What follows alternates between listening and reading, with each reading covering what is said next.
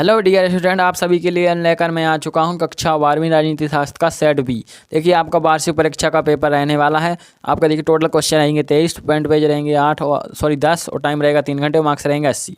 तो अब देखते हैं हम इस पेपर। सबसे पहले पूछे जाएंगे आपकी सही विकल्प चुनकर लिखिए। सही विकल्प आपके 6 नंबर के रहेंगे। पहला है द्विध्रुवता के उदय का कारण था 2 महाशक्तियों का उद्भव, बड़ी शक्तियों की कम संख्या, या आपका तीसरा है परमाणु हथियारों की दौड़, चौथा है उपयुक्त सभी कारण। तो इसका आंसर हो जाएगा ऑप्शन नंबर द उपयुक्त सभी कारण। देखिए दूसरा क्वेश्चन पूछा गया है 2 संयुक्त राष्ट्र संघ के प्रमुख अंगों की चर्चा चार्टर के किस अनुच्छेद में की गई। तो जो प्रमुख अंग हैं सो अनुच्छेद 5, अनुच्छेद 6, अनुच्छेद 7 या अनुच्छेद 8। तो इसका हो जाएगा ऑप्शन नंबर सा अनुच्छेद 7 में चर्चा की गई। अब देखिए तीसरा है सुरक्षा का अपारंपरिक धारणा के अंतर्गत खतरे का नया स्रोत है आतंकवाद, मानवाधिकार, महामारियां या उपयुक्त सभी। तो उसका आंसर हो जाएगा उक्त सभी। जो आपके हैं यहाँ पर तीनों हो जाएंगे उक्त सभी। तो आप देखते हैं अब अगला प्रश्न। देखिए तीसरा प्रश्न इसमें पूछ जाएगा आपका क्योटो प्रोटोकॉल। देखिए तीसरा क्वेश्चन रहने वाला क्योटो प्रोटोकॉल सम्मेलन आयोजित हुआ तो कहाँ हुआ था। दिल्ली भारत, इस्लामाबाद पाकिस्तान, या क्योटो जापान, या वुहान चीन। तो कहाँ हुआ था। तो ये हुआ था आपका क्योटो जापान में। इसके बाद देखिए पांचवा है मध्य प्रदेश क्षेत्र किस राज्य या प्रदेश में स्थित है। तो मध्य प्रदेश में, तमिलनाडु में, महाराष्ट्र में, या गुजरात। तो इसका आंसर हो जाएगा ऑप्शन नंबर आ मध्य प्रदेश में। अब देखिए आपका जो छठवां क्वेश्चन पूछा गया है, छठवां है भारतीय विदेश नीति का मुख्य लक्ष्य। तो देखिए भारतीय विदेश नीति का मुख्य लक्ष्य कौन सा। संयुक्त राष्ट्र संघ के साथ सहयोग, गुटनिरपेक्षता की सदस्यता में बढ़ोतरी। तीसरा देखिए समाजवाद, निपनवाद, शोषण एवं आधिपत्य का विरोध, या आपका ऑप्शन नंबर द उपयुक्त सभी। तो इसका आंसर हो जाएगा उपयुक्त सभी, उपयुक्त सभी। तो अब देखते हैं दूसरा क्वेश्चन। देखिए दूसरा क्वेश्चन आपका कुछ इस प्रकार रहेगा। इसमें पूछे जाएंगे आपके रिक्त स्थानों की पूर्ति कीजिए। और आपके 6 नंबर की भी हो सकते हैं, किसी सेट में 7 नंबर के। देखिए आपके 6 नंबर की पूछे गए इस सेट में। तो देखिए पहला यूरोपीय यूनियन का होता है खालिस्तान के फलस्वरूप हुआ। तो इसका आंसर हो जाएगा मैट्रिस्ट संधि के फलस्वरूप हुआ।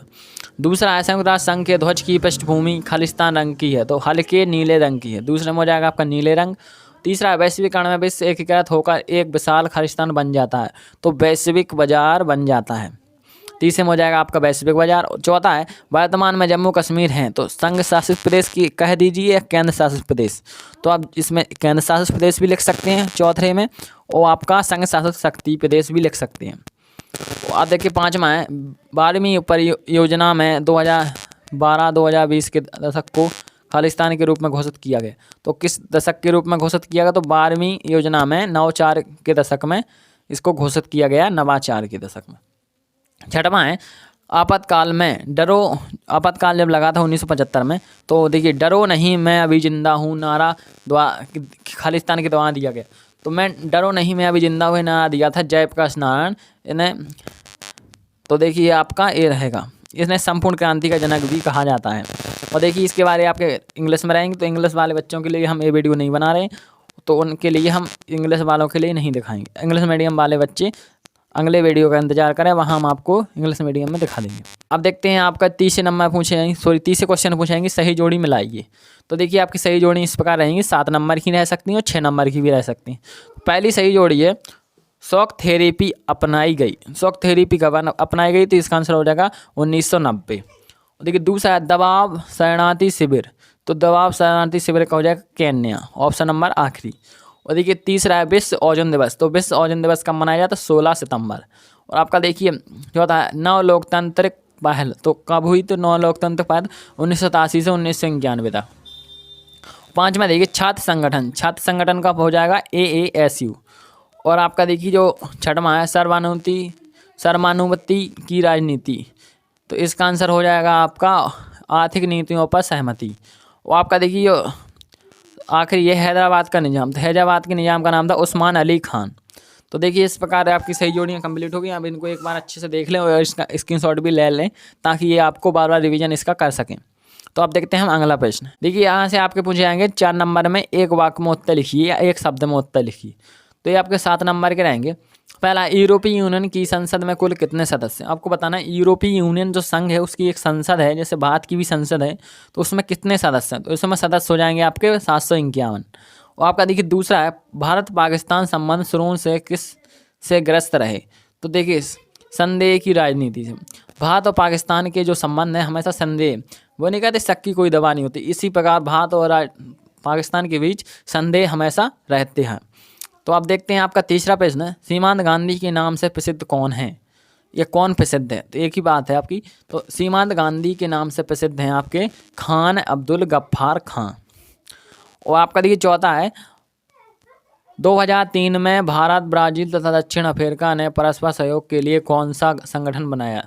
तो इसका इक्सा भी हो सकता है और ब्रिक्स भी सम्मेलन है, तो दोनों इसका आंसर हो जाएगा। तो आपको इसमें इक्सा लिख देना। इस प्रकार देखिए पांचवा है, भारतीय राजनीति का सर्वाधिक विवादास्पद प्रकरण कौन सा है? भारतीय राजनीति का सर्वाधिक विवादास्पद प्रकरण कौन सा है? तो इसमें हो जाएगा आपका आपातकाल। छठवां है, 1967 से 1971 के मध्य अधिकतम गठबंधन सरकारें बनाने का कीर्तिमान किस राज्य का है? तो सबसे अधिक कीर्तिमान है उत्तर प्रदेश का। अब देखिए आपका सातवां, जय जवान जय किसान नारे का संबंध किससे? तो इसका संबंध हो जाएगा भारत के दूसरे प्रधानमंत्री लाल बहादुर शास्त्री से। तो देखिए इस प्रकार आपका सही एक वाक्य में उत्तर सभी कंप्लीट हो गए। आप इनको एक बार अच्छे से देख लें और इनका स्क्रीनशॉट ले लें। अब देखते हैं हम पांचवा प्रश्न। देखिए पांचवा प्रश्न पूछे गए सत्य सत्य लिखिए। तो आपको देखिए पहले वाक्य पढ़ना है। देखिए आपके पांचवें क्वेश्चन में सत्य सत्य पूछे गए। इसमें जो आपको सही लगे उसके सामने आपको सत्य लिखना है, जो आपको गलत लगे उसके सामने आपको असत्य लिखना है। देखिए पहला हम वाक्य पढ़ते हैं, फिर इसका आंसर देखते हैं। आसियान का प्रथम शिखर सम्मेलन भारत में हुआ। तो देखिए आसियान का प्रथम सम्मेलन भारत में नहीं हुआ था, तो ये आपका गलत है। तो इसके सामने आपको लिख देना है असत्य। और आपका देखिए दूसरा, संयुक्त राष्ट्र संघ का सचिवालय न्यूयॉर्क में स्थित है। तो ये आपका बिल्कुल सत्य हो जाएगा। संयुक्त राष्ट्र संघ संस्था है, इसका मुख्यालय अमेरिका के अंदर न्यूयॉर्क शहर में स्थित है। और देखिए आपका तीसरा है, प्रत्येक देश को अपनी सुरक्षा करने का अधिकार है। तो ये बात बिल्कुल सत्य है, सबको अपनी सुरक्षा करने का अधिकार है।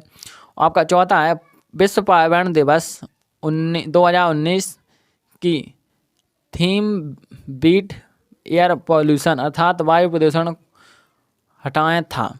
तो वायु प्रदूषण को हटाएं था, तो ये आपका बिल्कुल सत्य है। और आपका देखिए पांचवा है, वैश्वीकरण आर्थिक समानता को जन्म देता है। तो ये आपका असत्य है। छठवां है, संचार क्रांति के फलस्वरूप भारत के घर घर में मोबाइल की पहुंच हो चुकी है। तो ये आपका बिल्कुल सत्य हो जाएगा। ऑप्शन नंबर छठवां आपका देखिए इस प्रकार आपके देखिए 2 असत्य हैं, बाकी 4 आपके सत्य हैं। तो आपको इनको अच्छे से याद कर लेना। आप देखते हैं हम छठवां प्रश्न। देखिए छठवां प्रश्न है, रूस के साथ किन किन देशों की सीमाएं लगती हैं? अथवा शॉक थेरेपी का अर्थ लिखिए। सातवां क्वेश्चन है, सुरक्षा की पारंपरिक धारणा के 2 पक्ष लिखिए। अथवा वैश्विक स्तर पर कौन कौन सी महामारियां उभरी? तो कोविड-19, फलेरिया, बर्ड फ्लू, डेंगू, इस प्रकार आपको 4 बीमारियां लिख देनी है। अब आपका आठवां, वैश्विक संपदा क्या है? आपका अथवा संपूर्ण संसार में संयुक्त संपदा का आकार क्यों घट रहा है? वो आपका देखिए यहाँ पर पूछा है। नौवां, भारत ने आर्थिक सुधारों के अंतर्गत कौन कौन से 2 प्रमुख कार्य किए? और आपका 9वें का अथवा हो जाएगा, वैश्वीकरण क्या है? 10वां प्रश्न देखिए, नीति आयोग का मुख्य उद्देश्य क्या है? अथवा योजना आयोग के 2 कार्य लिखिए। और 11वां क्वेश्चन पूछा गया आपका, शिमला समझौता किसे कहते हैं? और आपका अथवा देखिए, ब्रिक्स का अद्यतन 24वां शिखर सम्मेलन कहाँ हुआ? देखिए आपका 12वां क्वेश्चन है, 1969 में कांग्रेस का विभाजन कैसे हुआ? अथवा देखिए, भारत में 1967 के चुनाव परिणामों को राजनीतिक भूचाल क्यों कहा जाता है? देखिए आपका 13वां क्वेश्चन है, प्रतिबद्ध नौकरशाही किसे कहते हैं? और आपका देखिए जो अथवा है, जेसी शाह आयोग रिपोर्ट भारत सरकार को कब सौंपी गई? 14वां क्वेश्चन देखिए, भारतीय राजनीति में क्षेत्रीयता का क्या कारण है? अथवा देखिए, धरती पुत्र की धारणा किस मान्यता पर आधारित है? वो आपका देखिए यहाँ 15वां क्वेश्चन है, मंडल आयोग की किन्हीं 2 सिफारिशों का संक्षिप्त उल्लेख कीजिए। और आपका देखिए अथवा 15वें का, गठबंधन राजनीति के वर्तमान दौर में राजनीतिक दल किस बात पर बल देते हैं? अब देखिए 16 में से आपके 3 नंबर क्वेश्चन स्टार्ट हो जाएंगे, तो यहाँ से आपको क्वेश्चन का आंसर थोड़ा बड़ा लिखना है। देखिए दूसरा 16वां है, शॉक थेरेपी के परिणाम को लिखिए। अथवा भारत रूस पारस्परिक संबंधों से हमारा देश किस प्रकार लाभान्वित हुआ? और आपका देखिए 17वां क्वेश्चन है, आसियान संगठन के संबंध में आप क्या जानते हैं? अथवा देखिए, भौगोलिक निकटता का क्षेत्रीय संगठनों के गठन पर क्या असर पड़ता है? आपका 18वां क्वेश्चन रहेगा, भारत ने कश्मीर के महाराजा की किस प्रकार मदद की? अथवा भारत विभाजन के प्रमुख कारण लिखिए। जो भारत का विभाजन क्यों हुआ, इसके कारण आपको बताने हैं। देखिए आपका 19वां प्रश्न है, 1975 में राष्ट्रीय आपातकाल की घोषणा करते हुए सरकार ने इसके क्या कारण बताए। तो देखिए पहले तो सरकार ने आपातकाल लगाया, इसके बाद उन्होंने क्या कारण बताया आपको वो लिखने हैं। और आपका देखिए अथवा जनता पार्टी में कौन कौन से दल सम्मिलित हुए, उनका विघटन क्यों हुआ। तो आपको वही बताना, सम्मिलित पहले बताना सम्मिलित कौन कौन से दल हुए, फिर उनका विघटन बताना है क्यों हुआ। अब 20वां है, 20 में से आपके देखिए 4 नंबर क्वेश्चन स्टार्ट हो जाएंगे। यहाँ से आपको 120 शब्दों से ज़्यादा आंसर लिखना है। पहला है, भारत श्रीलंका मतभेद के 4 कारण लिखिए। अथवा देखिए दक्षिण एशिया की शांति एवं सहयोग में सार्क का योगदान। दक्षिण एशिया है तो उसमें 8 के 8 देश आते हैं, उसमें जो शांति है उसके सहयोग में सार्क का जो सार्क संगठन है उसका योगदान आपको बताना है। इसके बाद देखिए 21वां आपका प्रश्न है, यूनेस्को के प्रमुख कार्यक्रमों को संक्षेप में लिखिए। अथवा संयुक्त राष्ट्र आर्थिक एवं सामाजिक परिषद के उद्देश्य लिखिए। जो संयुक्त राष्ट्र की 2 परिषद हैं, आर्थिक और सामाजिक, उनके उद्देश्य आपको लिखना है। और आपका देखिए 22वां प्रश्न है, भारतीय विदेश नीति को प्रभावित करने वाले 4 तत्व लिखिए। आपको इसमें बताना है भारत की विदेश नीति को कौन कौन से 4 तत्व प्रभावित करते हैं। और अथवा देखिए पंचशील सिद्धांत लिखिए। जो पंचशील सिद्धांत है जो भारत और चाइना के बीच साइन हुए थे, वो आपको बताना है कौन कौन से हैं। देखिए इसमें आपका 23वां एवं अंतिम क्वेश्चन पूछा गया है, क्षेत्रीय असंतुलन के संकेतक लिखिए। जो क्षेत्रीय असंतुलन बनाए हैं उनके संकेतक क्या हैं वो आपको लिखना है। और आपका अथवा है, भारत में चली आंदोलन की राजनीति से हम क्या शिक्षा ग्रहण कर सकते हैं, ये आपको बताना है। तो इस प्रकार देखिए आपका पूरा क्वेश्चन हो गया, पूरा पेपर भी हो गया। तो आपको इसको अच्छे से तैयार कर लेना है। जय हिंद, जय भारत।